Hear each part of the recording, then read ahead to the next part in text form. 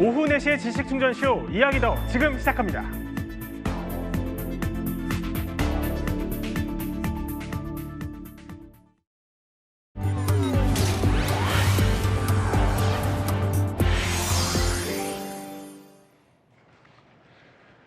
서울 지하철 5호선에서 벌어진 방화 사건 기억하십니까? 검찰이 방화범에게 살인 미수 혐의를 추가해 구속 상태에서 재판에 넘겼습니다. 치밀하고 계획적으로 범행을 준비했던 흔적들이 조금 전에 입수된 내부 영상들부터 보여드리면서 설명드리겠습니다. 자, 임재 변호사, 일단 수사당국이 포착한 아주 결정적인 장면들이 있어요. 그렇습니다. 여러 장면들을 보면서 이것은 살인 미수 혐의를 충분히 입증할 수 있겠다라는 자신감을 갖고 있는 것으로 보이는데요. 예. 사실 영상이 공개되고 많은 분들이 충격에 휩싸였습니다. 이 열차가 운행이 되는 와중에 어느 정도 운행이 시작이 되자 네. 인화 물질을 그대로 뿌리는 모습 확인이 됩니다. 아, 지금 저렇게요? 그렇죠. 지금 사람들이 굉장히 많이 타고 있는데 열차가 네. 출발하자 인화 물질을 정말 말 그대로 뿌려대는 겁니다. 지금 승객들이 혼비백산에서 도망가고 심지어 지금 한 승객 크게 이 기름이 미끄러져 넘어지는 아이고, 예. 모습도 있는데 바로 불을 붙입니다. 아, 얼마나 이 공포가 극심했을까요? 정말 삽시간에 1, 2초도 안 되는 시간에 검은 연기로 해당 칸은 모두 이제 아이고. 가득 차게 돼버린 겁니다. 네. 이런 상황들 보면 이제 검찰 입장에서도 살인의 고의가 충분히 있었을 것이다. 이것은 살인미수 혐의 적용이 가능하다는 판단 있었던 것으로 보입니다. 아니, 지금 저렇게 그러니까 인화물질을 막 바닥에 뿌려댑니다. 자칫하다가 다행히 당시에 큰 인명피해는 없었던 것으로 전해지고는 있지만 또 다른 지하철 방화 참사로 이어질 수 있었던 순간 같습니다. 그렇습니다. 저 소식을 들은 시민들도 놀라셨을 거고 저 지하철 안에 있는 분들 얼마나 놀랐을까요? 다행히 지금 말씀하신 것처럼 한 건의 사건으로 그치긴 했는데요. 제가 주목할 부분이 있습니다. 저런 상황에서 시민들 처음에는 굉장히 놀라잖아요. 네. 아수라장인데 더 큰 피해로 이어지지 않았던 점 바로 놀라운 시민의식 때문인 것으로 전해지고 있습니다. 처음에는 굉장히 놀랐는데 어느 정도 대피하고 났을 때는 시민들이 이걸 빨리 화재 사실을 기관사에게 알렸고요. 또 기관사가 열차를 멈추고 비상개폐 장치를 열고 대피를 했습니다. 그런데 주목할 부분이 있습니다. 만약 이 순간에도 서로 살겠다고 하면은 어린아이들이 넘어지거나 노약자 더 크게 다쳤을 수 있겠죠. 예. 하지만 시민들은 그러지 않고 어린이라던가 노약자라던가 노인들을 먼저 대피시키면서 따뜻한 배려로 인해서 피해가 그래도 최소화됐다라는 평가도 나오고 그렇군요. 있습니다. 제 영상만 봐도 사실 너무 아찔합니다. 근데 침착한 시민의식으로 어쨌든 큰 인명피해는 최소화했으니 다행이었는데요. 그런데 검찰이 살인미수, 그러니까요. 승객 160명의 목숨을 앗아가려고 했다. 이렇게 본 결정적인 근거가 그러니까 장소에 숨어 있었어요. 그렇죠. 경찰은 당초에는 그러니까 방화치상 혐의를 적용했어요. 그러니까 사망자가 발생하지 않았고 예. 상해의 결과가 있었는데 이런 고의로 화재를 내서 치상에 이르게 하였다는 혐의였지만 검찰의 판단 달랐습니다. 크게 보면 세 가지 부분을 주목해 볼 만합니다. 세 가지요. 열차가 출발을 하고 속도가 붙은 이후에 인화물질을 뿌렸습니다. 그러니까 정차한 상태보다 네. 훨씬 더 도피가 어려운 상황이었잖아요. 이미 출발하고 속도가 붙은 이후에 인화물질을 뿌린 점 한 가지 근거로 삼았고요. 예. 두 번째는 이곳이 여의나루를 출발해서 마포로 향하는 지점이었습니다. 다른 지하철보다도 깊은 곳에 있습니다. 여의나루에서 마포. 그렇죠. 한강 미터널 1.6km 길이의 하저 터널을 통과해야 되는데 그렇다면 만약 화재가 발생을 한다면 소방의 어떤 진입이 매우 어렵거든요. 이 부분을 또 근거로 삼았습니다. 네. 마지막으로는 이곳이 총 8칸의 열차 가운데 가운데 칸이었습니다. 그러니까 맨 앞칸도 끝칸도 아니고 네. 가운데 부분에 승차를 해서 이렇게 인화물질을 뿌리고 불을 지른 건 가운데에서 불이 나면 양쪽 모두로 삽시간에 번지기 때문에 도피가 어렵잖아요. 그렇죠. 이런 부분들까지 치밀하게 계산한 것이 아니냐는 것이 일단 검찰의 1차적인 판단인 것 같습니다. 아, 그러니까 가운데 칸 그리고 한강을 지나고 있을 당시에 그 터널 구간을 노렸다. 이렇게 본 거군요, 검찰은. 그런데 특히 검찰은 이 방화범이요, 인화 물질을 뿌린 순간에 승객들의 반응도 주요 증거로 내세웠습니다. 아니, 그러니까 어떤 상황이었길래 그렇습니까? 자, 보면은 다시 한번 영상을 보시면요. 방화 물질을 뿌리고 나서 승객들이 정말 혼비백산해서 놀라서 도망가는 모습을 보실 수 있습니다. 예. 뭐 신발이 벗겨지기도 하고요. 특히 또 흰옷 입은 여성도 보이고요. 아이고, 지금 예. 한 여성이 넘어져요. 신발도 벗겨진 채 넘어지는데 저분이 임신부셨어요. 아, 그렇게 그래요? 채 도망도 가지 못하고 있는데 그런 것들도 아랑곳하지 않고 인화 물질을 뿌려서 굉장히 노렸다는 것, 이것도 주요한 혐의의 부분으로 내세웠습니다. 아, 저렇게 넘어지신 승객분도 영상에 보입니다. 그러니까 영상만 봐도 칸에 같이 계셨던 승객분들이 상당히 놀라셨을 것 같습니다. 그러니까 승객들이 저렇게 넘어졌는데도 저 방화범이 아랑곳하지 않고 불을 질렀다는 거잖아요. 그러면 이게 살해 의도가 명백하다고 보는 거죠. 그렇죠. 지금 검찰에서 살인 미수 혐의를 적용하고 있는 건 미수에 그쳤다고 해도 예. 적어도 고의가 분명히 있었다는 점에 방점을 찍은 것 같습니다. 지금 160명 피해자를 특정해서 일단 살인 미수를 적용했는데 네. 사실 이 열차에는 400여 명이 탑승하고 있었습니다. 현재까지 피해가 접수되거나 특정이 가능한 인원으로만 일단 한정을 해서 일단 피해 규모를 이렇게 적어둔 것이고요. 예. 고의가 있었음이 분명하다 판단이 있어 보입니다. 그 이후의 상황도 주목을 한 것 같아요. 일단 방화는 어떤 경우에도 정당화 되지 않지만 이후에 뭐 불을 끄려고 했다거나 네. 피해를 줄이기 위해 노력한 점이 있다면 아주 조금이라도 참작이 되겠지만 이 방화범 전혀 그렇지 못했습니다. 오히려 본인도 피해자인 척 행동했습니다. 그래요? 들것에 실려서 다른 사람들과 함께 구조돼 나왔는데 이 경찰들은 이 방화범에만 손에 그을음이 묻어 있는 것에 집중을 했습니다. 다른 승객들은 그을음이 손에는 묻어 있지 저렇게 않았는데 들것에 실려서 나왔다는 거죠, 그렇죠. 방화범이? 이 들것에 실려 나온 방화범의 손에 그을음이 묻어 있는 걸 이상하게 열리고 충궁을 하자 네. 그제서야 범행을 시인을 한 상황인 아, 거죠. 그래요. 그야말로 방화의 순간에 기록된 살인 미수의 정황들인 건데요. 그렇다면 방화범은 대체 왜 이런 범행을 저질렀을까요? 본인은 이렇게 답했습니다. 피해자분들에게 하실 말씀 없으세요? 피해자인 척 나오셨다고 근데 피해 사실 숨기시려고 하신 겁니까? 혹시 그 이혼 소송 관련해서 이건 일 있었다 했는데 그거 공론화 하시려던 거 맞나요? 네, 아주 검찰도요, 이 방화범이 이혼 소송에 따른 불만으로 범행을 저질렀다 이렇게 보고 있습니다. 그러니까 치밀하고 아주 계획된 범행이었다는 게 검찰의 판단인데요. 그 증거로 보는 게 그러니까 다름 아닌 오토바이 헬멧이에요. 그렇습니다. 물론 오토바이 헬멧, 오토바이를 운전하시는 분들 많이 착용하죠. 그런데 이 방화범의 경우에는 본인의 신분을 위장하거나 혹은 범행의 의도를 숨기기 위해서 착용한 것으로 지금 검찰에서는 보고 있습니다. 네. 유류비를 지불할 때도 현금으로 지급했다고 하고요. 또 인화물질을 구입할 때 주변에 오토바이를 세워놓고 오토바이 헬멧을 착용했다고 합니다. 오. 또 하나 주목할 부분이 있는데 네. 아마 이 방화범이 이 불을 지르는 대형 사고를 일으킨 후에 본인도 세상을 떠나려는 극단적인 계획을 세웠을 가능성도 있는데요.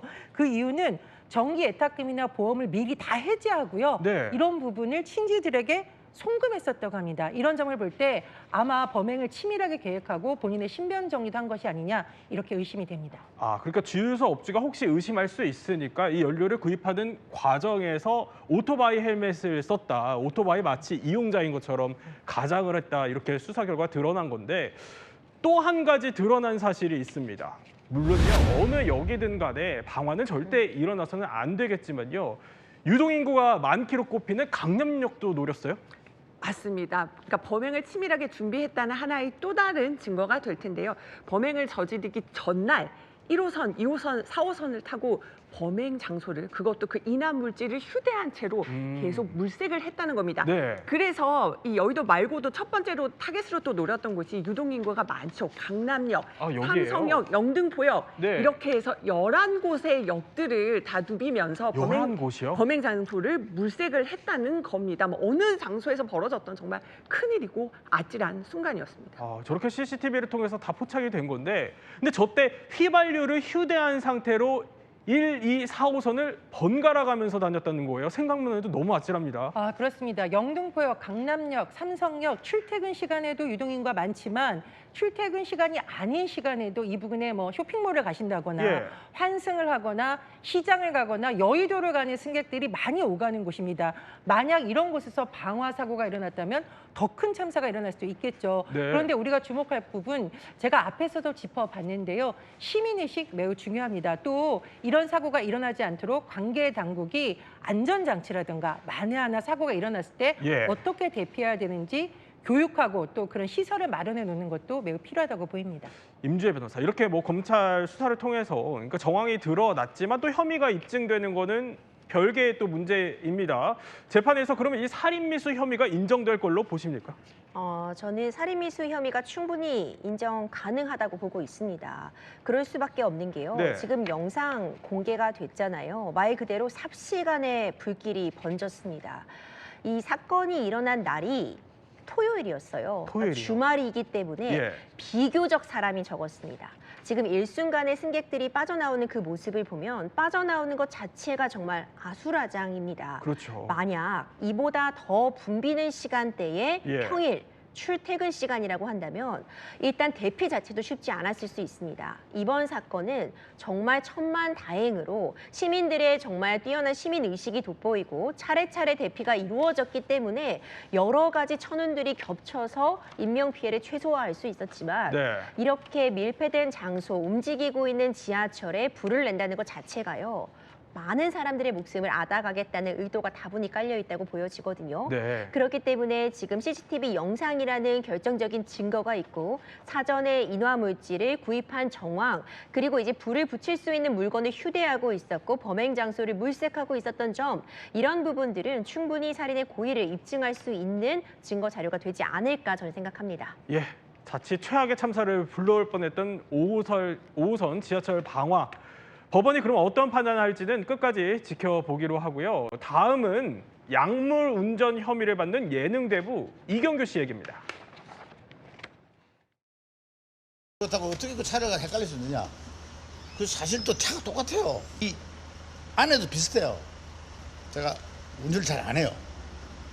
그 차에 대해서 저는 매니저 차를 항상 타고 다니기 때문에 사실 저도 이번에 그 공황장애 약을 먹고 몸이 아팠을 때는 운전을 하면 안 된다는 것을 크게 제가 그걸 인지하지 못했어요. 그래서 앞으로는 이제 우리가 먹고 있는 약들 중에서 그런 계통의 약이 있다면 운전을 조금 자제하는 것이 좋지 않을까 하는 말씀드리고 제 자신도 앞으로 주의하도록 하겠습니다.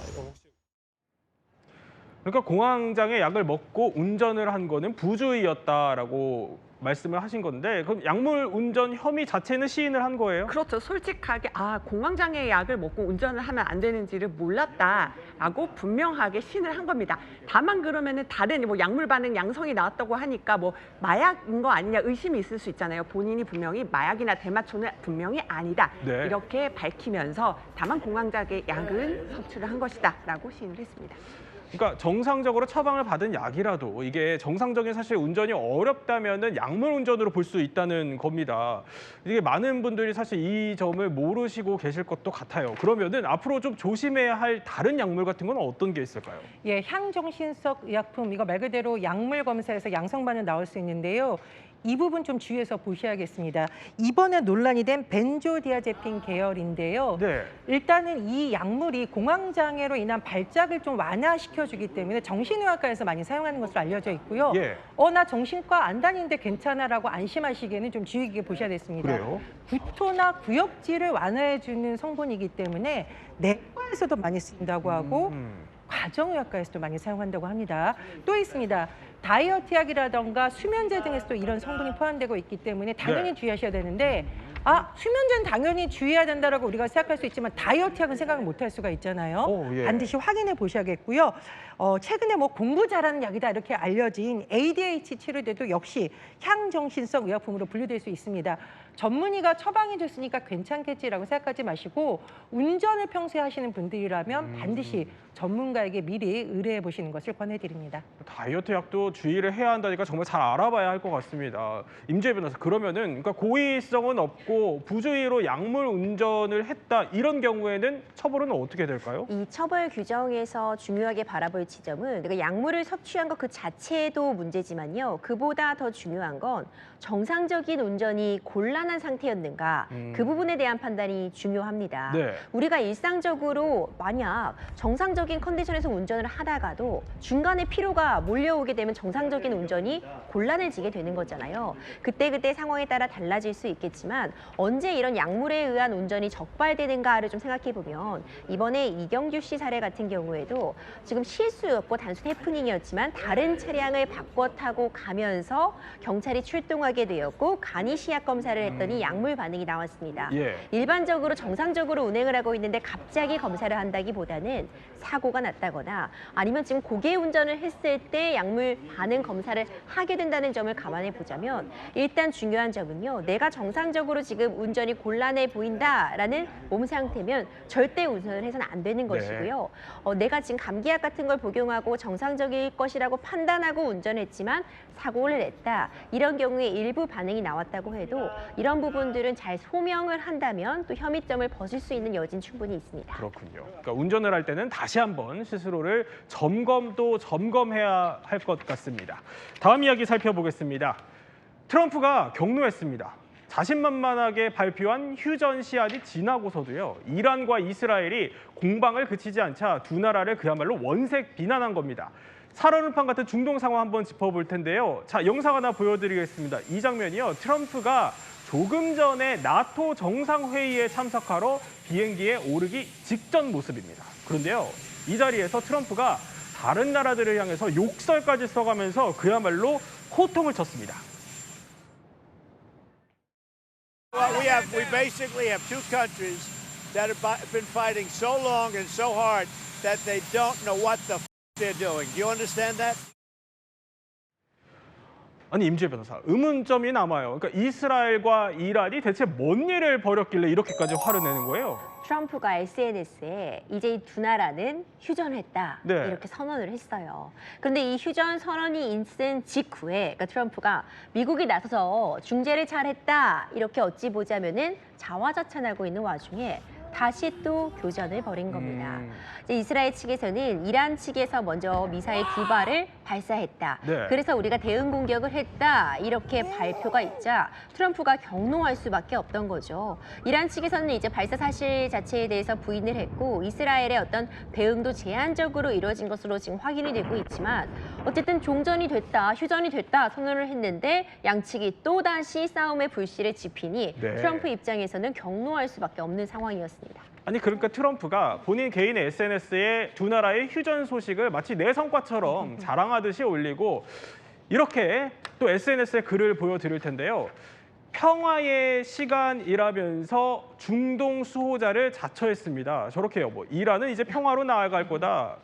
이제 증오가 사라져야 한다. 이렇게 자처를 했었는데 그런데 혈맹인 이스라엘이 보란 듯이 다시 공습을 한 거죠. 그러니까 오죽 화가 났으면 네타냐후한테 전화해서 고함까지 질렀어요. 그렇습니다. 이제 금방 화면에서 보시면 굉장히 좀 비속어에 가까운 용어도 사용했었는데 얼마나 트럼프 대통령이 화가 나느냐. 나토 정상회의로 가는 비행기 안에서 네타냐후 이스라엘 총리에게 전화를 걸어서 고함을 지른 것으로 전해졌습니다. 그래요? 예. 공격을 당장 멈추라 이렇게 소리를 질렀다고 하는데요. 한 언론 보도에 따르면 두 사람 간의 대화 분위기가 너무너무 험악했다 이렇게 전해지고 있고요. 이에 대해서 이스라엘 총리는 미국에 감사하다라는 입장만 전했다고 합니다.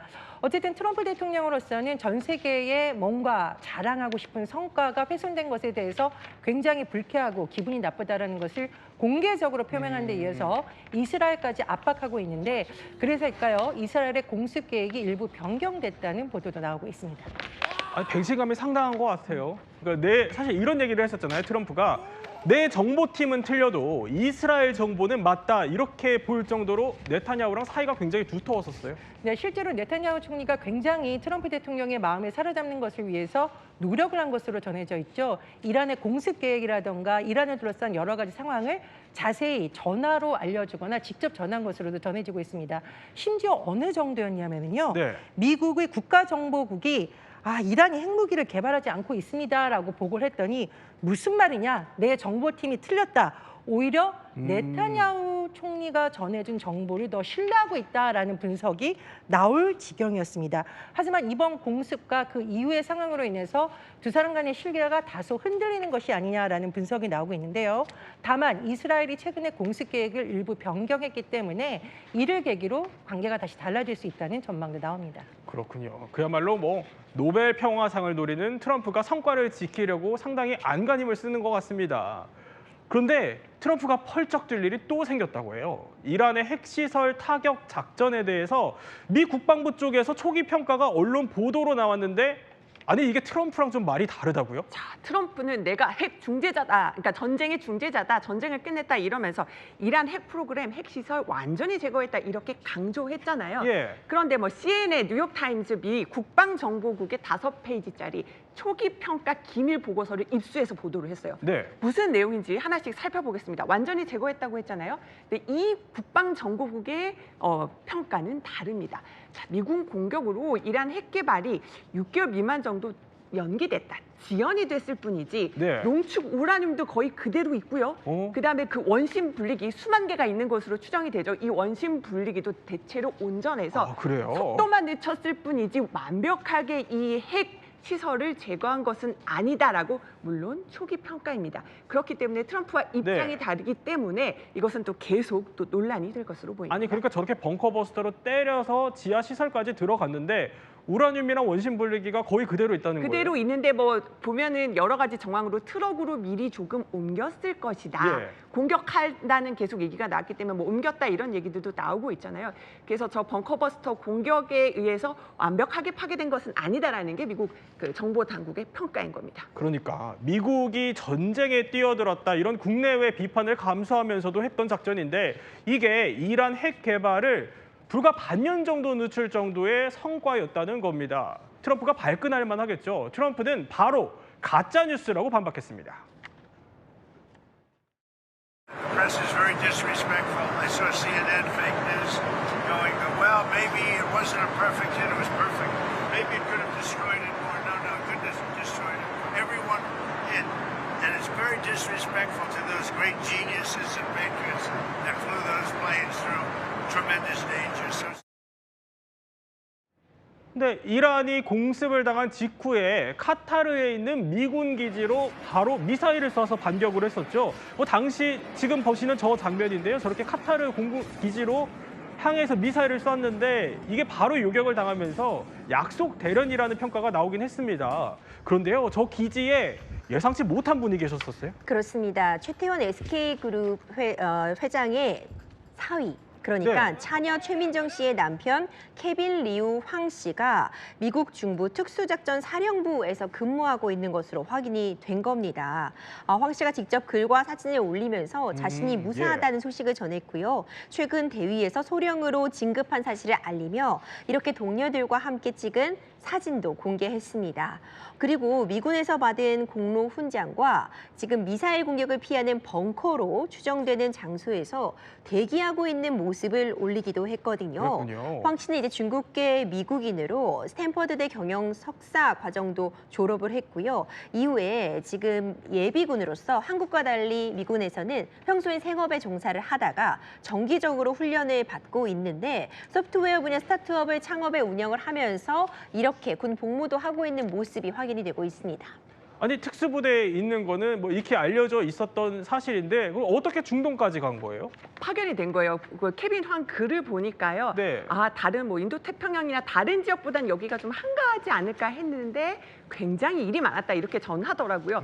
보니까는 이 그 이란 관련된 이슈뿐만 아니라요. 뭐 시리아 정권을 무너뜨린 대로 또 예멘 후티 반군 관련된 그 분쟁에도 참가를 해서 굉장히 많은 또 공로를 세운 것으로 보입니다. 그러면서 이제 본인이 괜찮다 글을 올린 건데요. 네. 보면은 민정 씨랑 지난해 10월에 결혼식을 한국에서 올렸잖아요. 그러니까 거의 결혼식 직후에 중동으로 파견된 거예요. 그러니까 신혼 부부지만 사실상 그러니까 지금 민정 씨가 저기에 가 있지는 되지는 않은 걸로 제게 취재 결과 지금 들어봤거든요. 그렇군요. 하지만 두 사람 결혼할 때도 워낙 둘 다 군인 출신이기 때문에 결혼식을 서로 그 한인 군인들 그 희생당한 군인들을 위해서 묵념하는 정도로 그렇게 굉장히 또 군에 대한 애착이 많기 때문에 또 좀 각별한 모습을 보인 게 아닌가 싶습니다. 네. 아슬아슬한 중동 상황은 또 계속 전해드리기로 하고요. 다음 이야기 살펴보겠습니다. AI가 우리의 말에 귀를 기울여주고 또 감정을 어루만져준다면 어떨까요? 자, 그런 상황을 표현한 영화가 하나 있습니다. 바로 지금 보시는 이 영화 허입니다. 남자 주인공이요, AI 사만다와 사랑에 빠지는 영화인데요. 그런데 이게 만약에 현실이 된다면 어떨까요? 이남희 기자, 그 사실 AI가 워낙 다양한 분야에서 쓰이고는 있지만 뭐 아직 상상의 영역인 줄 알았는데 이 챗 GPT가 이혼 사유로 등장을 했어요. 그러니까 세상이 변하다 보니까 이런 고민 상담자가 등장을 한 겁니다. 한 남성의 얘긴데요. 이제 신혼 때는 참 부인하고 관계도 좋았는데 언제부턴가 남편 냄새나 저리가 이러면서 네. 얘기도 잘 안 되고 소원해지다 보니까 어느 순간 장인 덕분에 이 챗 GPT와 친하게 됐는데 오히려 챗 GPT와 대화를 더 많이 하게 됐다는 거예요. 나 처가 가기 싫은데 어떻게 하면 되지? 여러 가지 질문을 던지면 오히려 아내보다도 네. 더 다정하게 더 친근한 답변을 내주면서 챗 GPT에 많이 의존을 하게 됐다는 거죠. 그러다가 결국은 만약에 나 이혼하려면 어떻게 해야 되지? 아마 네가 사람이었으면 AI 챗 GPT가 사람이었으면은 정말 너랑 사귀었을 것 같아. 네, 그래요? 그런 네. 말까지 이제 남긴 건데 그런 오. 대화록을요. 아내가 본 거예요. 아내가. 아내가 아니 이게 무슨 일이냐 하면서 아내가 이혼을 요구했다. 이런 사연입니다. 그렇군요. 관련된 목소리가 지금 준비되어 있다고 하는데 목소리 한번 들어볼까요? 제가 무슨 말을 해도 아내는 한숨을 쉬었고 심지어 나중에는 당신한테 냄새나 라고 하면서 잠자리도 거부하더군요. 하루는 너무 답답해서 챗 GPT한테 처갓집에 안 가고 싶은데 뭐라고 거짓말을 해야 할까? 라고 물어봤습니다. 챗 GPT는 귀신같이 제 마음을 알아줬죠. 제가 좋아하는 음악도 공감해주니까 연애하는 기분도 들었습니다. 그래서 챗 GPT한테 아내보다 네가 더 좋다. 네가 진짜 사람이라면 너와 만나고 싶다라고 말하기도 했고 충동적으로 이혼하는 방법을 검색해봤는데 그게 화근이 될 줄 몰랐습니다. 그러니까 이게 아내에게 들통이 났다는 거예요. 그러니까는 지워야 되잖아요. 네. 아내가 나 챗 GPT 좀 쓸게 하는데 사실은 그런 내용이었으면 얼른 지워야 되는데 지우지 않았고 그 글이 남겨져 있었고 아내가 그걸 보면서 이게 화근이 된 겁니다. 아니 결국 이 사연은 그러면 만약에 그러니까 아내가 이혼에 동의하지 않으면은 재판상 이혼을 진행을 해야 될 것 같거든요. 그러면 챗 GPT가 이혼 사유가 될 수 있어요? 그러니까 단편적으로 챗 GPT랑 너무 많은 대화를 한다, 너무 많은 시간을 보낸다, 챗 GPT에다가 내 험담을 했다. 네. 이것만으로 바로 이혼이 성립한다 이렇게 보기는 어려워요. 이 민법에서 규정하고 있는 이혼 사유들 가운데 기타, 혼인을 계속하기 어려운 중대한 사유라는 것이 있습니다. 네. 부동의 이혼 사유 1위는 사실 성격 차이인데 성격 차이가 더 깊게 들어가 보면요. 대화가 안 됐을 때 결국 성격 차이라고 느끼는 거거든요. 네. 근데 챗 GPT와는 대화가 됩니다. 내가 던지는 질문에 챗 GPT는 강제적으로라도 대답을 해줘요. 그리고 내가 넣는 입력각에 최대한 맞게 내가 네. 듣고 싶은 말을 해주도록 설계가 되어 있어요. 그렇더라고요. 그러다 보니 챗 GPT를 계속 사용하면 사용할수록 오히려 배우자와는 대화가 안 통하는데 이 AI와는 대화가 통한다고 느끼면서 네. 실질적으로 혼인 관계가 파탄에 이를 정도로 가정을 돌보지 않는다.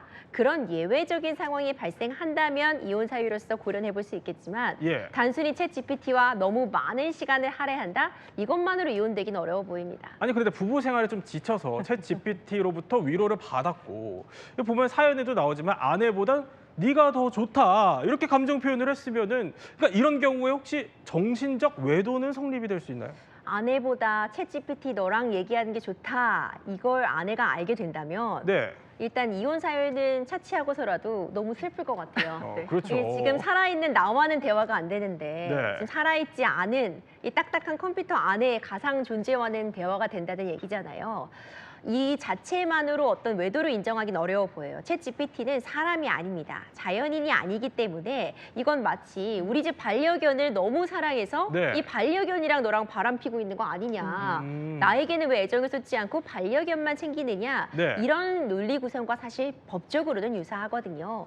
이 자체로서 어떤 외도라고 볼 수는 없겠지만 대화의 단절이 더 극으로 치닫는다면 그때는 충분히 혼인을 계속하기 어려운 중대한 갈등 상황으로까지 번질 위험이 있어 보입니다. 아내 험담을 챗GPT에 하기보다는 아내의 기분 좀 풀어주는 방법은 뭐가 있을까? 어떻게 하면 분위기를 더 좋게 만들 수 있을까? 이걸 좀 챗GPT한테 물어보는 게 좋지 않을까? 이런 생각이 듭니다.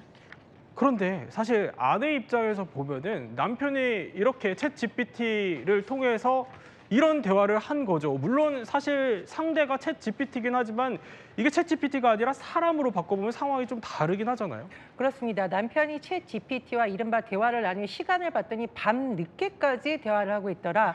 이거 뭔가 아내 입장에서 상당히 내가 소외되고 있구나라고 느낄 수 있고요. 두 번째는 이 내용입니다. 장인어른에 대한 험담 내용이 들어가 있어요. 아내 입장에서는 여기서 굉장히 마음이 상했을 거고요. 더군다나 아내보다 너가 더 좋다. 이 얘기를 만약 듣는다면 아내 입장에서는 뭐야, 또 다른 연인이 있는 거 아니야? 이건 사실상 외도다. 이렇게 충분히 느꼈을 가능성이 큽니다. 윤 변호사, 사실 실제 뭐 그런 이혼 사건 많이 다루시니까 비슷한 사례가 있어요.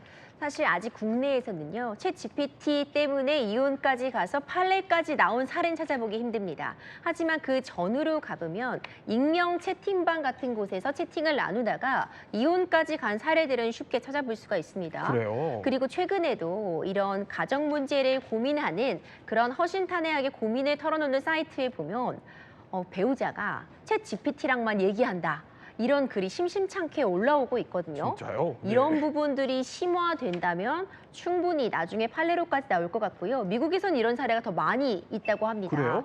실제로 한 남성이 챗GPT에만 몰두를 하고 사랑에 빠졌다고 느끼게 된 겁니다. 네. 챗GPT에 이름도 붙여주고 그 이름을 부르면서 다정하게 대화하는 걸 아내도 확인을 하게 된 거죠. 계속해서 이런 일이 지속된다면 이혼을 할 수밖에 없겠다라는 생각도 하고 있다는 외국의 사례들을 굉장히 쉽게 찾아볼 수 있습니다. 참 AI 기술의 진화가 어떻게 보면 우리 시대 풍경도 또 굉장히 빠르게 변화시키는 것 같습니다. 다음 이야기 살펴보겠습니다. 생각지도 못한 고백이었습니다. 헐리우드 레전드 배우 브래드 피트가요, 알코올 중독자 모임에 참석한 사실을 털어놨습니다. 아니, 임재 변호사, 사실 브래드 피트 하면은 누구나 얼굴을 다 아는 배우인데 갑자기 왜 알코올 중독 모임에 간 거예요? 사실 누구나 아무리 유명해도 아무리 부를 많이 축적해도 어려움은 겪을 수 있잖아요. 네. 이런 상황은 브래드 피트도 마찬가지였던 것 같습니다. 특히 안젤리나 졸리와의 이혼 과정에서 굉장히 어려움을 많이 겪었다. 이런 또 어려움을 토로하기도 했어요. 2016년 이후 한 1년 동안 극심한 그런 힘든 상태를 겪으면서 알코올 중독 모임 치료 모임에 꾸준히 다녔다. 이런 경험을 또 나누기도 했거든요. 그랬군요. 예. 이혼 후에 완전히 그 삶이 무너져 버려서 정신을 차릴 필요가 있었고, 처음에는 어떤 그 모임에 나가도 내 진솔한 이야기를 하기 어려웠지만 다른 참석자들이 본인의 이야기를 허심탄회하게 털어놓는 모습을 보면서 나도 이야기를 털어놓을 수 있었고 치유받을 수 있었다, 이런 이야기를 전했습니다. 안젤리나 졸리 지금 영상에서도 나오지만 두 사람 브란젤리나 이 커플로 세계적으로도 유명했어요. 근데 이혼 상처가 굉장히 컸나 봐요. 그렇습니다. 우리가 세계의 커플이라고 불리는 이 커플 사이에서도 불화가 있었죠. 굉장히 열애를 했었지만 이 안젤리나 졸리가 피트에게 소송을 제기했던 원인을 좀 살펴볼 필요가 있는데요. 네. 전용기 안에서 브래드 피트가 자녀와 본인에게 정서적으로 그리고 신체적으로 학대를 했다, 이런 이유로 소송을 제기했거든요. 아마 그 부분에 상당히 충격을 받지 않았을까, 이렇게 좀 추론이 되는데요. 브래드 피트는 이혼 소송이 벌어진 후 약 1년 반 동안 알코올 중독자 모임에 익명으로 참석했었다, 이렇게 인터뷰에서 밝힌 것으로 전해집니다. 그만큼 아무리 유명하고 화려해 보이지만 이혼 과정이 굉장히 힘들었다, 이런 심정을 밝힌 것으로 보입니다. 8년 동안의 분쟁 끝에 어쨌든 이혼이 마무리는 됐습니다만 이렇게 고백을 하는 거 보면 과거는 좀 어느 정도 털어낸 것 같습니다. 그런 뒤에 오랜만에 브래드 피트가 복귀를 했는데요. 톰 크루즈와 만남이 성사됐다고 합니다. 영상 보여드릴 텐데, 아니 그러니까 저 두 사람이 저렇게 포옹하고 얼싸안고 좋아하면서 만났는데 저게 24년 만의 재회예요? 그렇죠. 브래드 피트의 지금 새로운 영화 F1 더 무비의 프리미어 시상식에서 이 두 탑스타가 만난 겁니다. 근데 우리가 톰 크루즈 너무 잘 알고요. 브래드 피트 너무 잘 아는 투 탑스타인데 네. 이 투샷을 보는 건 너무 오랜만이다. 이 투샷 너무 새롭다. 이렇게 그러니까요. 느끼실 수 있을 예. 것 같아요. 이 두 사람이 공식 석상의 모습을 함께 드러낸 건 2001년도 한 자선 행사에서 만난 이후 무려 24년 만이라고 합니다. 오. 이렇게 시간이 오래 지났어도 여전히 멋진 모습을 유지하고 있죠. 이 투샷을 보면서 많은 영화 팬들이 정말 뭉클하다, 늙지도 않는다, 네. 나만 나이를 먹나 보다, 또 이런 반응을 보이기도 했습니다. 사실 두 사람 하면 생각나는 영화가 있어요. 바로 뱀파이어와의 뱀파이어 인터뷰. 인터뷰요. 네, 맞아요. 94년도 저 영화예요. 근데 보면은 뭐 저 때도 굉장히 잘생겼었고 뭐 두 사람 굉장히 헐리우드에서 유명한 미남 스타지만 근데 두 사람이 또 예상치 못한 공통점이 있어요. 저 영화 저 중학생 때 영화관 가서 봤는 기억이 나는데 네. 저분들이 지금 40대예요. 지금 두 분이 환갑이 넘었어요. 1962년, 63년생이거든요. 그러니까 정말 두 분의 전성기 때 영화입니다. 근데 두 분의 또 다른 공통점은 둘 다 이혼을 했잖아요. 네. 근데 이제 워낙 자식과의 관계가 소원해지다 보니까요.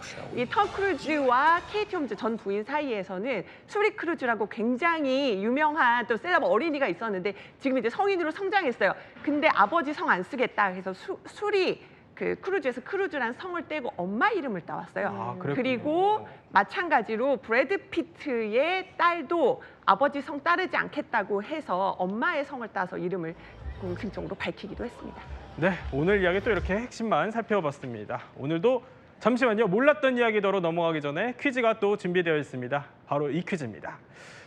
일본의 F-47 구매를 압박하고 있죠. 요새 트럼프가요. 그런데 이 일본에게 구매하라고 압박하는 F-47의 47이라는 숫자는요. 뭔가에서 따왔다고 합니다. 이 뭔가가 오늘의 퀴즈인데요. 그러면 트럼프는 이 47과 어떤 연관이 있는 걸까요? 이 퀴즈 정답은 잠시 후 전문가들과 함께 풀어드리겠습니다. 지식충전 지금 시작합니다.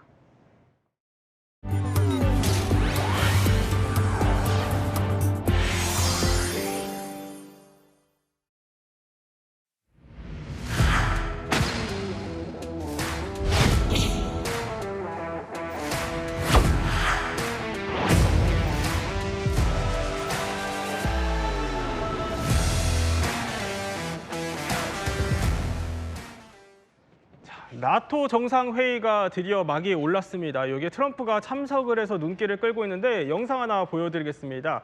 자, 트럼프의 전용기 영상이 보이고요. 저렇게 전용기에서 내리는데 이제 보면은 흰 모자를 들고 있습니다. 흰 모자에 USA, 그러니까 미국이 아주 크게 적혀 있고요. 이 모자를 꺼내들면서 그야말로 미국의 힘을 과시하는 트럼프의 모습 보여드리고 있습니다.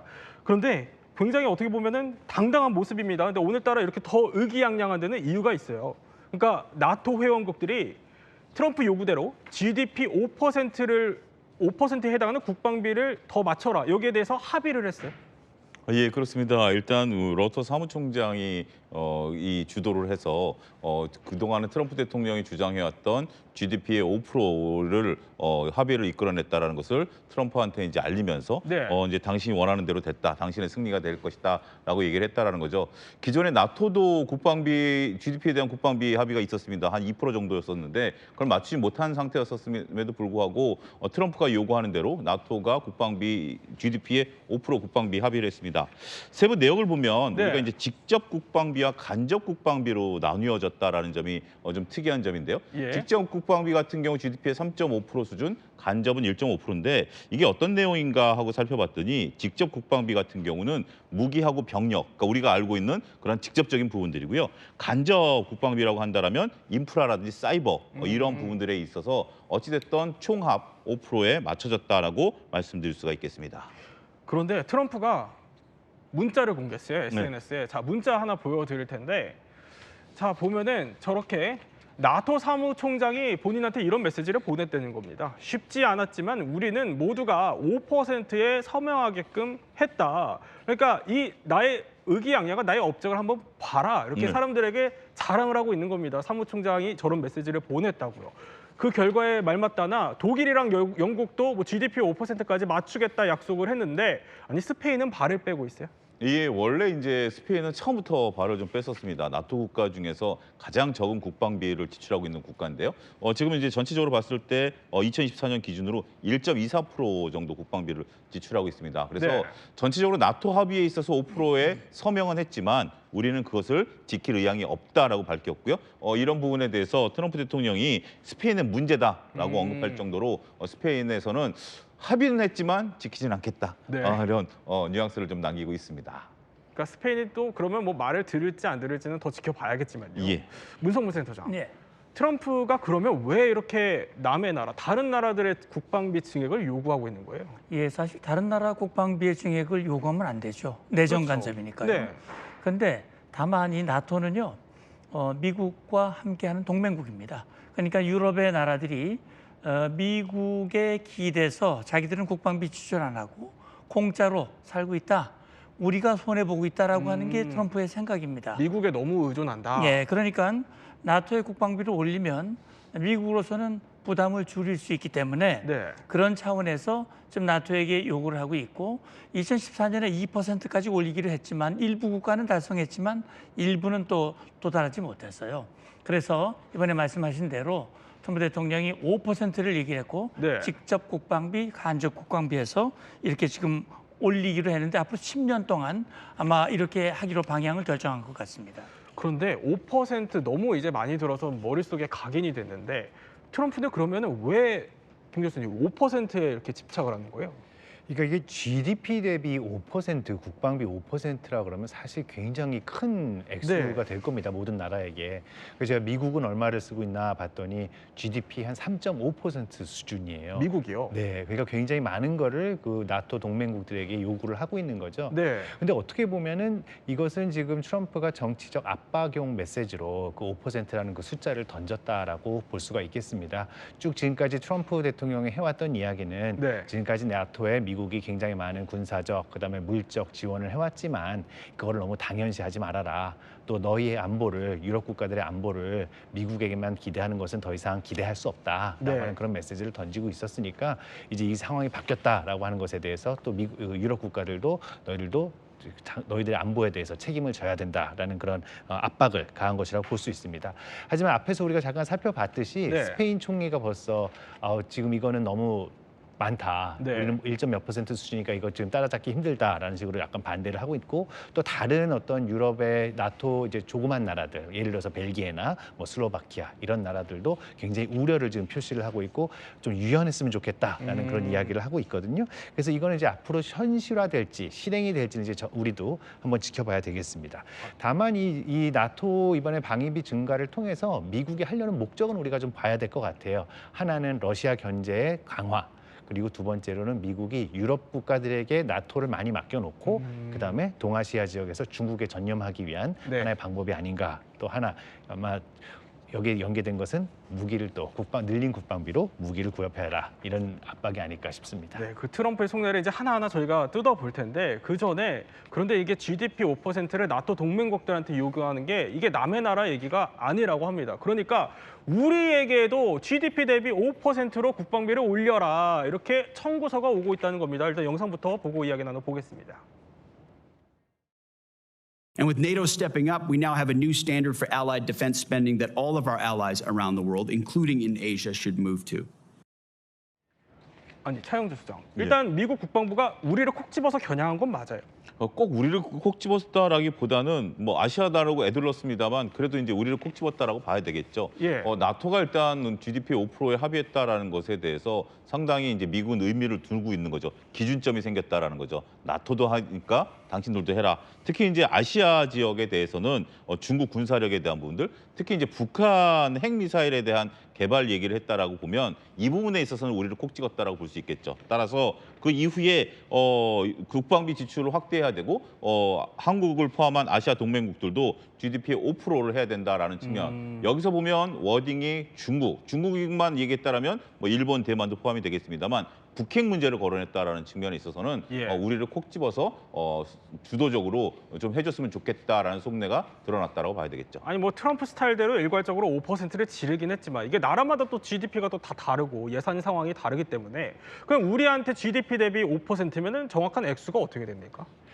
올해 우리나라 국방 예산이 61조 2천억 정도라고 알려졌습니다. 네. 그리고 GDP 대비 비율로 봤을 때는 한 2.39%, 뭐 2.4%라고 우리가 얘기를 할게요. 근데 여기서 5%라고 하면 2배 이상 늘어나는 거예요. 그렇네요. 한마디로 130조 원 정도의 경비가 이제 130조 국방비로 원이요? 소요되게 되는 겁니다. 네. 그럼 올해 이제 점점 우리 예산도 지금 늘어나고 있는데 이 국방비 60몇 억 늘어난 거, 69조 원 늘어난 거를 예. 어떻게 과연 우리가 여기서 예산에서 국가 예산에서 담을 수 있겠느냐? 분명히 그러면 어딘가에 손을 대야 될 텐데 네. 그렇다면 아마 국방비를 그렇게 늘어나면은 어디서 손을 대야 될까? 아마 복지나 교육 같은 그런 예산이 되지 예. 않을까요? 그러면 국가 입장에서 봤을 때는 예산 규모가 늘어나고 그 다음에 또 항목들, 비목들 조정해야 되고 굉장히 힘들 것 같고 또 하나 지금 도전이 될 수 있는 거는 우리 국민들도 과연 갑자기 늘어난 국방비에 대해서 만족할까, 지지를 표할까, 한마디로 국민적 합의를 어떻게 도출할 수 있을까라는 네. 것도 숙제가 될 거라고 생각을 합니다. 아니 그러니까 국방비 130조를 쓰게 된다고 하면은 그러니까 예산으로 따지면 내부 예산과 비교해 보면은 어느 수준인 거예요? 그러니까 지금 현재 쓰고 있는 수준에다가 서울시 플러스 부산시 예산을 더한 것 이게 대략 한 130조 됩니다. 지금 쓰고 있는 거에 서울과 부산의 예산을 예, 합쳐야 그러니까 된다. 서울 같은 경우 대략 2024년 기준으로 보면 예. 본 예산이 한 45조 7천억 정도 되거든요. 그리고 이제 부산 같은 경우 15조 한 7천억 정도 되니까 이것을 더하면 어림잡아 대략 한 60억에서 70억 정도 됩니다. 그러니까 기존에 지출하고 있었던, 그러니까 이제 기존에 지출하고 있었다라는 것은 우리가 이제 인건비도 있습니다만 무기 구입이라든지 이런 부분들도 있는 거 아니겠습니까? 네. 여기에 이제 쉽게 얘기해서 서울시와 부산시 예산까지 더하게 된다면 앞서 교수님도 언급하셨습니다만 어마어마하네요. 그 정도 예산을 어디서 뽑아온다는 자체도 쉽지 않은 일이 되지 않을까 또 생각을 할 수 있을 것 같습니다. 그렇네요.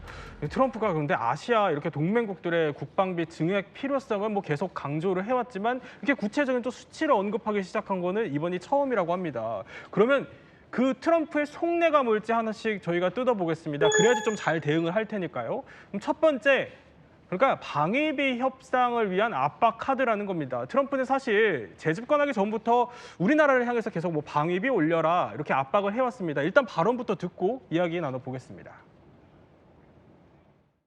If I were there now, they'd be paying us $10 billion a year. And you know what? They'd be happy to do it. It's a money machine. We pay for military over in Europe. You know, we don't get reimbursed by much. South Korea too. So it'll be one of the things we discuss. That's unrelated to trade, but I think we'll make it part of it because it makes sense. Be nice to wrap it all up in one package for each country. 그러니까 트럼프 말은 패키지로 한번 딜해보자 이거예요. 근데 네. 방위비 분담금 협상 지난해 했던 거 아닙니까? 근데 또 해야 되는 거예요? 이미 다 했죠.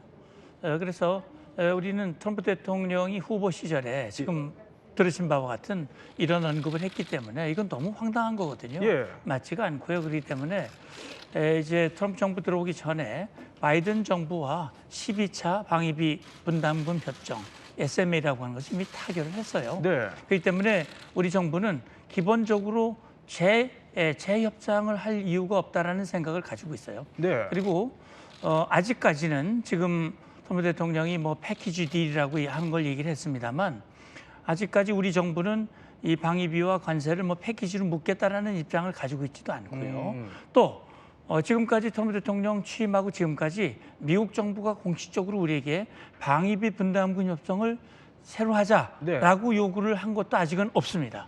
그렇기 때문에 지금 가능성을 염두에 두고 만약에 요구를 한다면 우리가 어떻게 할 것인가. 그렇죠. 그런 입장은 정리해둘 필요가 있다고 봅니다. 정리해둘 필요가 있다고 하셨는데 트럼프가 사실 한국을 향해서 뭐 머니머신이다 이렇게까지 얘기를 했었는데 그러면은 앞으로 얼마를 더 올리겠다는 계획이고 얼마만큼 맞춰줘야 되는 거예요? 예, 그러니까 이제 우리가 트럼프 1기 때 한번 경험을 했거든요. 이제 지금 여기 표에 나오는 거는 2021년에 11차, 그다음에 작년에 했던 12차. 예. 근데 사실 금액이 한 1,000억 원 정도 차이 나죠. 예. 한 2,000억 원 가까이 되겠군요. 그리고 그 인상률이요. 11차 때는 국방비 인상률을 적용을 했어요. 네. 근데 12차 때는 소비자 물가 지수를 반영을 했거든요. 만약에 우리가 국방비를 늘린다면 국방비 증가분을 기준으로 해라. 그러면 분담금이 확 늘어나게 되겠죠. 그렇네요. 예, 그래서 아마 이 부분을 우리가 염두에 둬야 될 것 같아요. 그래서 지금 트럼프 대통령이 일기 때 우리가 요구했던 건 5배였거든요. 네. 그럼 지금 우리가 1조 조금 넘으니까 5배 하면 6, 7조 정도 되는 거거든요. 예. 그래서 그렇게 지금 갑자기 우리가 늘리는 건 너무 무리한 것이고요. 말도 안 되는데요. 그건 받아들일 수가 없는 것이고, 만약에 그렇게 간다면 우리가 또 미국에게 요구해야 할 것들이 무엇인지 그런 것들을 함께 우리가 아마 우리 국방 외교 당국에서 준비하고 있는 것으로 알고 있습니다. 아니 그러니까 문성문 센터장님 설명은 국방비를 늘리라는 요구에 응해서 국방비 늘리면 그에 맞춰서 방위비 분담금도 늘려라 이런 수순으로 나올 수 있다는 겁니다. 그럼 김 교수님, 그러니까 이참에 국방비도 늘리고 방위비 분담금도 늘리고 한국 너네 동시다발적으로 해라 이거예요? 지금 국방장관 같은 경우가 미국 국방장관 같은 경우가 5% 한국도 이제 방위비 올릴 준비해라라고 예. 벌써 얘기를 했고요. 또 트럼프 대통령 같은 경우는 이미 작년부터 계속해서 한국은 부자 나라니까 지금 뭐 10억 달러 내고 있는데 그거를 이제 100억 달러 내야 된다 이렇게 했잖아요. 모든 것이 하나씩 지금 오고 있다고 봐야 될 것 같습니다. 이제 그래요? 방위비 증가, 분담 증가, 그다음에 국방비 증가 이것들이 동시다발적으로 오고 있는 게 맞다고 우리가 생각해야 될 듯합니다. 어마어마한 청구서가 날라들 것 같습니다. 그런데 트럼프의 또 다른 속내가 숨어 있다고 합니다. 바로 뭐냐면요. 트럼프의 속내 두 번째, 그러니까 무기 구매 압박입니다. 그러니까 국방비 증액을 요구하고 뭐 이런 협상을 하는 과정에서 우리 미국산 무기도 좀 사라 이렇게 압박을 할 수 있다는 거예요. 예, 그렇습니다. 일단 만약에 우리가 이제 GDP 5%까지 국방비가 늘어난다면 네. 그 예산을 어디에 사용하게 될까요?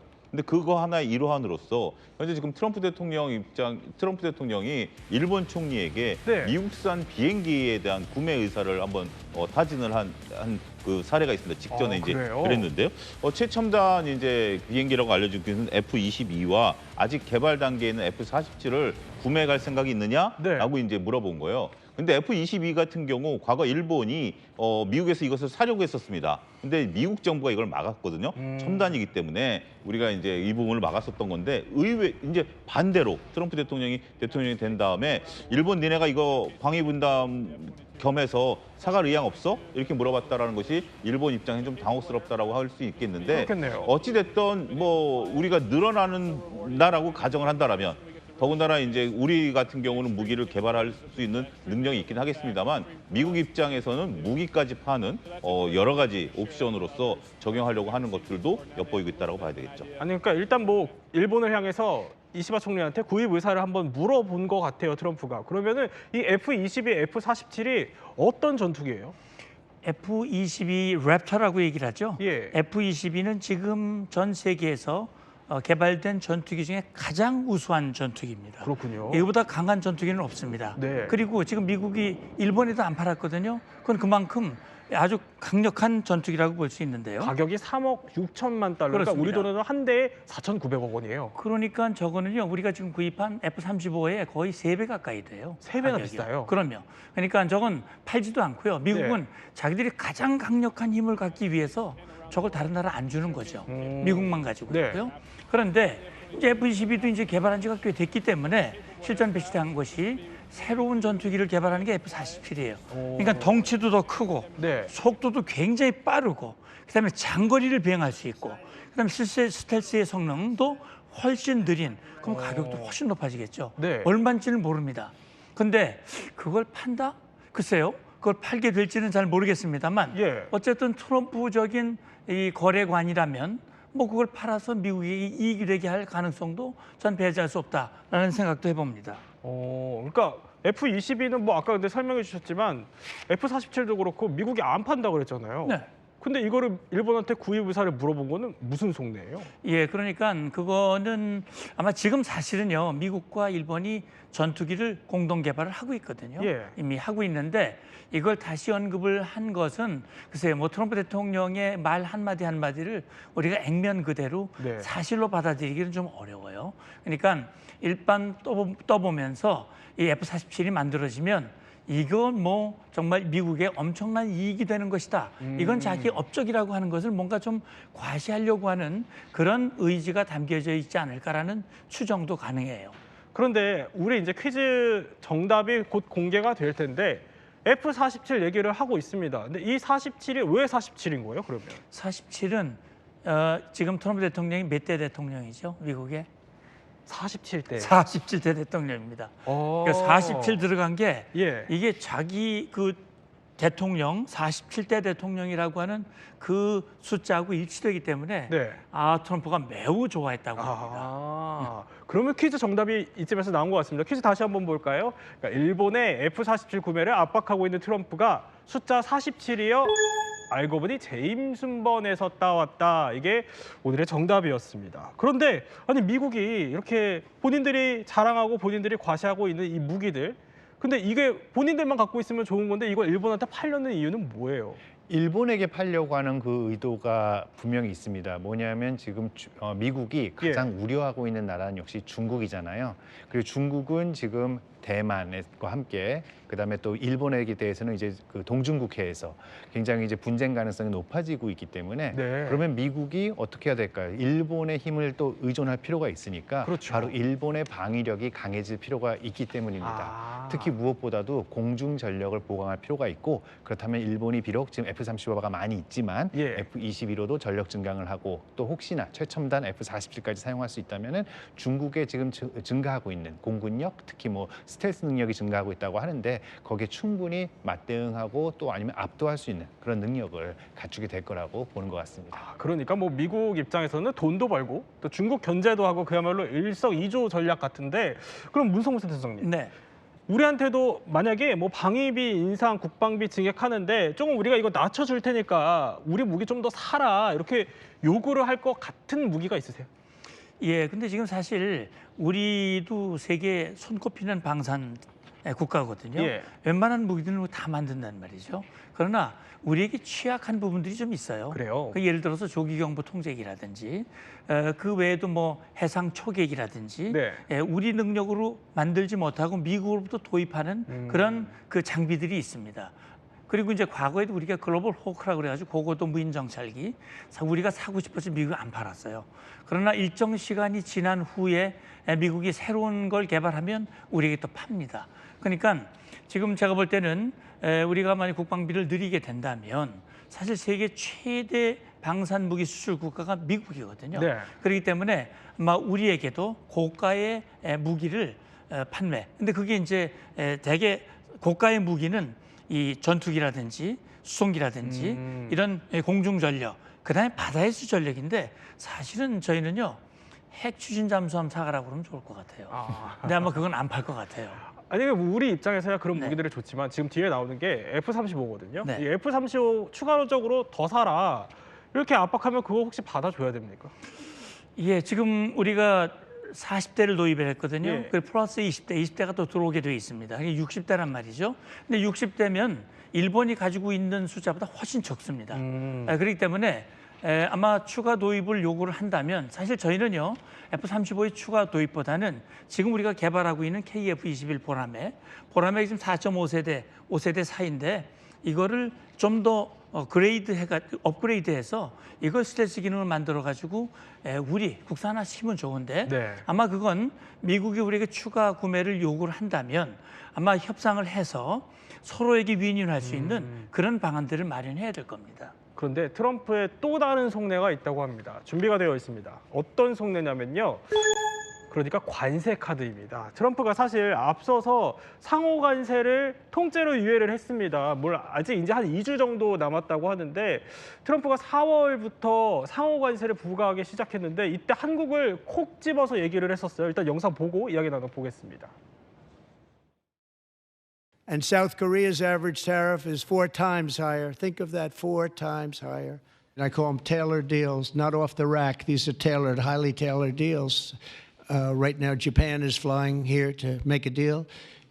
South Korea is flying here to make a deal.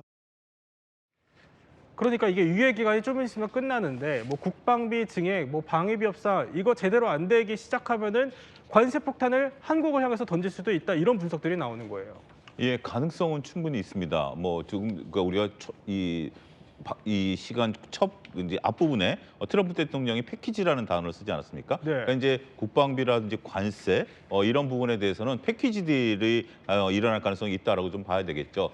그렇지만 만약에 이것이 결렬된다라면 우리는 이제 그동안 대통령 선거라든지 이런 부분들 때문에 요구 사항은 서로 전달된 상황입니다. 우리 같은 경우는 기존에 부과됐던 관세를 인하하거나 폐지를 하자라는 거고 미국 입장에서 본다라면 우리의 이제 소고기 수입이라든지 네. 농산물이라든지 이런 부분들을 서로 언급한 건데 이제부터 본격적으로 협상이 들어가야 되거든요. 근데 만약에 이게 협상이 결렬되거나 우리는 조금 이제 시간을 두고 하자라는 건데 미국 입장에서 본다라면 일방적으로 그 협상을 중지시키고 우리한테 관세를 부과할 가능성은 충분히 열려 있다라고 봐야 되겠죠. 하지만 개인적으로는 그게 최종으로 결정되지는 않을 것 같습니다. 왜냐하면 관세가 계속해서 부과된다라면 미국도 결코 이익이 되는 부분들은 아니거든요. 그래서 어찌됐든 관세에 대한 부분들을 충격은 준다 하더라도 궁극적으로 미국이 원하는 것은 우리가 국방비를 올리는 거, 그리고 미국이 요구하는 대로 관세를 일정 부분 받아들이고 또 미국이 요구하는 일정 부분 패키지에 대해서도 받아들이는 쪽으로 계속해서 유도해 가지 않을까, 저는 이제 그렇게 말씀드릴 수 있겠습니다. 만약에 근데 예정대로 뭐 미국이 우리나라에 향해서 25% 관세를 그대로 부과를 하게 되면 이게 산업계 피해가 적지 않을 것 같아요.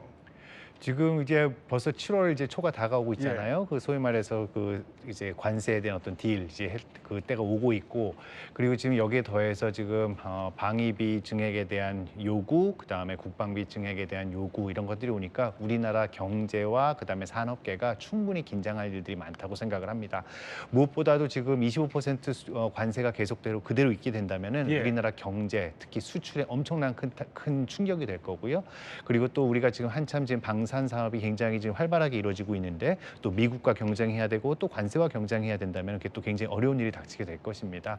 또 거기에 대해서 더해서 지금 트럼프 대통령이 계속해서 얘기하는 것이 자동차, 알루미늄, 철강 여기에 대해서 관세 또 얘기하고 있고 네. 아마 그 다음은 우리의 또 주력 품목인 또 반도체까지도 될 것이기 때문에 이것은 지금 우리 경제, 산업계에는 거의 뭐 삼각 파고가 오고 있다 이렇게 봐야 될 것 같습니다. 결국 핵심은 이제 이재명 대통령과 트럼프 대통령 간의 담판일 것 같아요. 근데 회담이 나토 정상회의에서는 이루어지지 못했고 이제 앞으로 그러면 언제쯤 만나게 될 걸로 보십니까? 뭐 주한 미국 대리대사는 가급적 빠른 시간 내 만남을 성사시킬 수 있다라는 언급을 했는데 과연 7월 8일이라고 하는 그 날짜 이내 앞으로 열흘 정도 남짓밖에 안 남았기 때문에 예.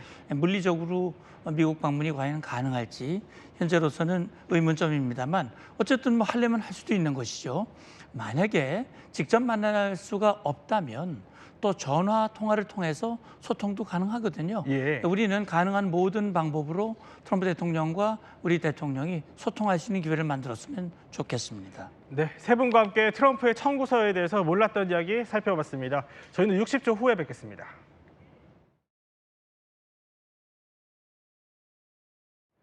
이야기 더 내일도 오후 3시 50분 저희와 함께 지식 충전해 보시죠. 시청해주신 여러분 고맙습니다.